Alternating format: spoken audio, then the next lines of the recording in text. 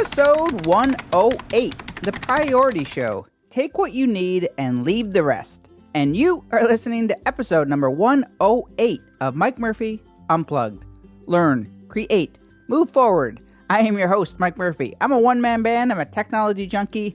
I love helping people figure things out, and I am really excited to be here with you today. The goal of Mike Murphy Unplugged, it's to help you learn what you need to know in order to create online content so you can move forward in business and in life. So welcome to episode 108, The Priority Show. But first, it's trivia time. Do you know the song and the artist and the band who wrote the lyrics from the intro, Take What You Need and Leave the Rest? The answer, the songwriter was Robbie Robertson from the band, and the song was The Night They Drove Old Dixie Down, written in 1969, my birth year. It has been covered by many artists, including Joan Baez, Johnny Cash, and my favorite version, the Jerry Garcia Band. And FYI, Dixie was the nickname for the Confederate States of America, in case you didn't know. Okay, so what do these lyrics have to do with today's show, The Priority Show? Today, I'm going to share what I have been doing to achieve focus and clarity in my online business and in life. Today is about the power of mindset and balance and peace of mind. It's also about having clarity on your goals and priorities. Clarity is the state of being clear. And one of the best ways to achieve clarity or clear vision is by simplifying and removing distractions and external factors that cause overwhelm and stress for most. So today, I'm going to share the initial steps that I have taken to simplify my business and life by doing a self-audit of sorts and cleaning up my home and work environment. My goal for today, it is not to convince you to get rid of everything you own, but simply to inspire and motivate you to take a step back and look at the big picture of everything that you are doing, your job, business, podcast, social media channels, your content creation, branding.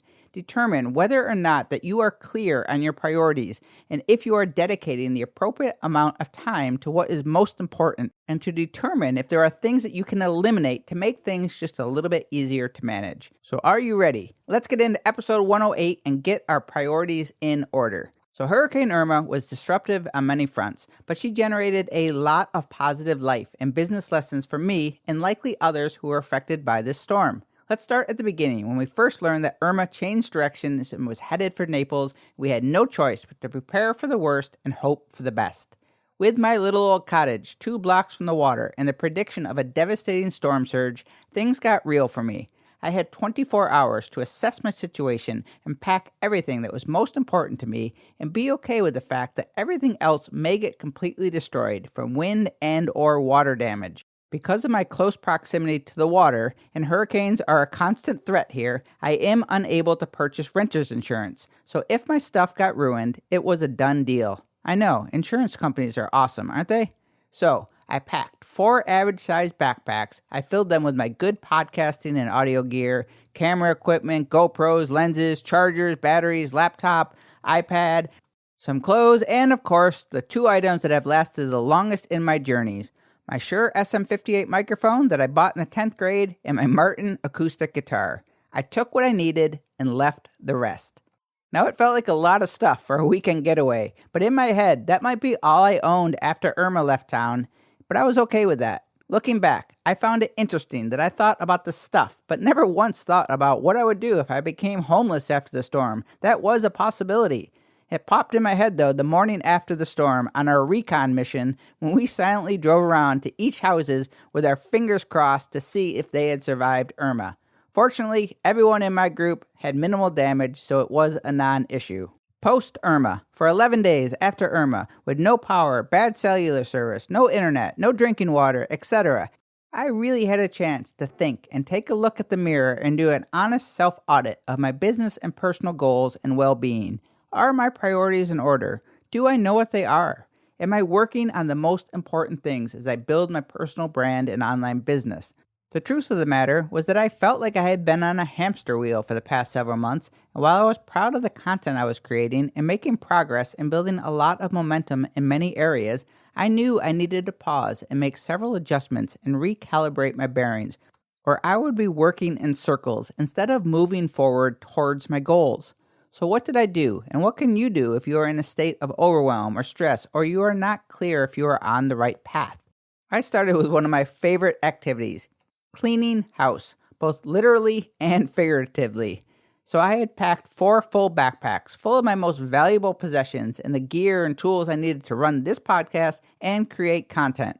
I soon realized that I did not even need or use a lot of the stuff that I had evacuated with on a regular basis. So it was time to start prioritizing and weeding out the excess, even if it hurt.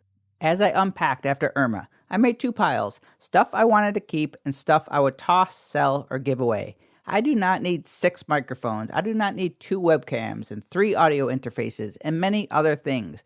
I took everything in the sell pile out to the pod shed where I would take photos and I would post things for sale on Facebook Marketplace, which, by the way, I've had pretty good luck selling things. That is Facebook Marketplace. It's built right into your Facebook app on your iPhone. It's just like Craigslist, only a lot easier and faster to post items for sale.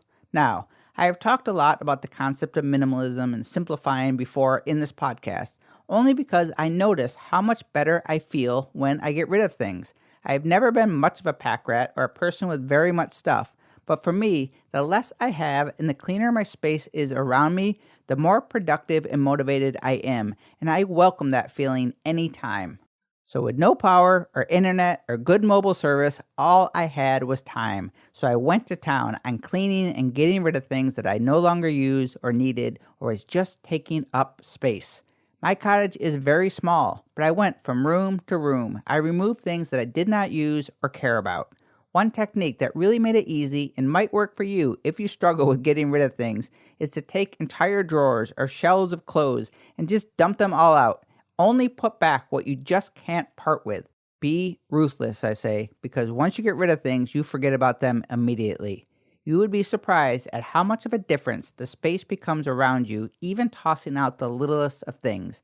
Cleaning supplies that you've had for 5 years under the sink and never used, or stolen hotel toiletries you never use, kitchen gadgets, Tupperware, plastic bags, old magazines, paperwork, and cables and cords that you have little chance of ever finding what they belong to. I live alone. I do not need 10 forks and 12 knives and 22 spoons or 12 water glasses and 8 plates or old remotes and basically 99% of the things that you find in junk and desk drawers. Dump everything out and put back only what you use on a regular basis. Do you really need all those spices that you can't even shake out anymore? Or 10 boxes of herbal tea? Or cookbooks? Or the 22 to-go coffee mugs? Or foam beer koozies in sport water bottles? You will be amazed at how getting rid of even the little things that you might not see because they're hidden, how much cleaner and lighter you will feel, and that is a direct path to clarity. I removed generic artwork from the walls and bathrooms and things that were in the cottage for decoration that had no purpose or meaning for me, and it all added up and made a significant difference in my attitude and mood. And let me remind you that I did not think my house was cluttered or that I owned too much before Irma, but really digging in and taking inventory on everything and being relentless to what could stay and what I tossed made a very big impact on me. But most importantly, this determination carried over to my personal brand and business that I'm working so hard at building. Start with the easy stuff. If you have desk drawers full of rubber bands and paper clips and Office Depot junk that you never use, get rid of it. Keep a couple of envelopes or office supplies, but don't save everything just in case. If you have not used something in a year, there will be no just in case. And by the way, guys, you will never wear that sport coat that you've been hanging on to since college. Toss it or take it to the thrift stores, which I do, and slowly but surely you are going to start to notice a big difference. Mindset. The secret and key to prioritizing and simplifying your business and life and the things around you is not getting rid of junk or having a cleaner house. It's about developing the habit of being keen and aware of things that really matter and having no room for things that do not.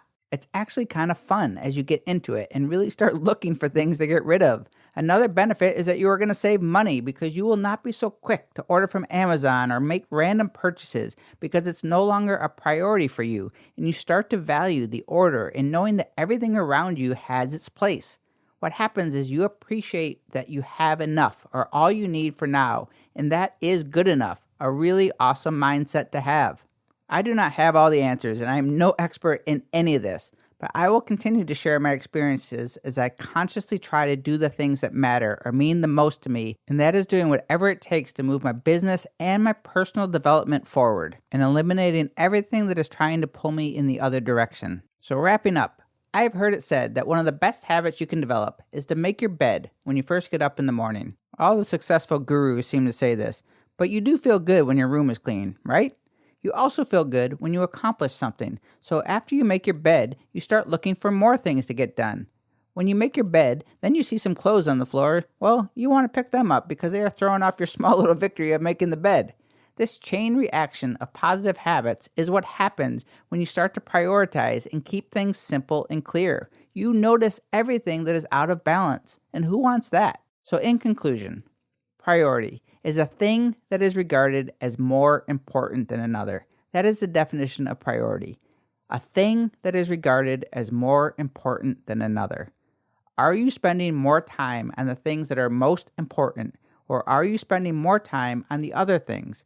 Responding to emails, answering questions or direct messages, browsing Facebook, YouTube, Instagram. We've all been there. At the end of the day, though, do you wonder where all the time went and realize that you did not get what you really wanted to get done, and you are always in this playing catch-up mode? This happens because you are not prioritizing your time and acting with clear intentions. I know this all too well.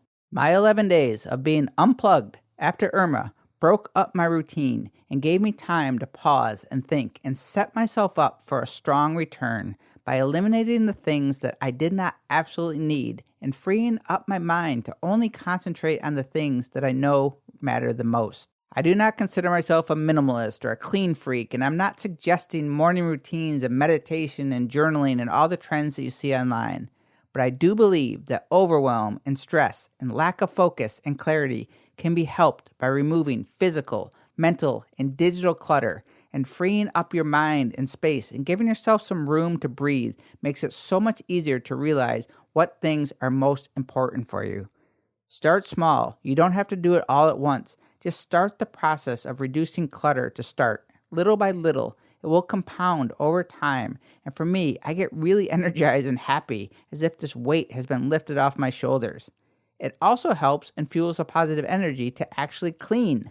Open the windows for fresh air, especially if you have no AC and live in Florida.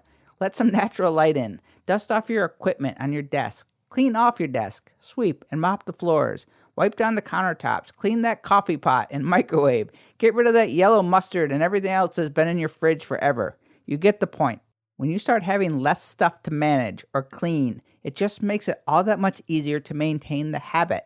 And this applies to all parts of your business and life. So I think tackling the home and work environment is a good start. Next week, I'm going to take it another step and share some ways to reduce your digital clutter and simplify your business processes and workflow.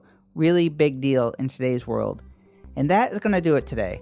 I would love to hear from you if there's anything that I can help you with any of this stuff, or if you have any insights or feedback for me or questions and all of that. I thank you for joining me today. I really hope you join my one-man band, and together we can learn, create, and move forward. Cheers.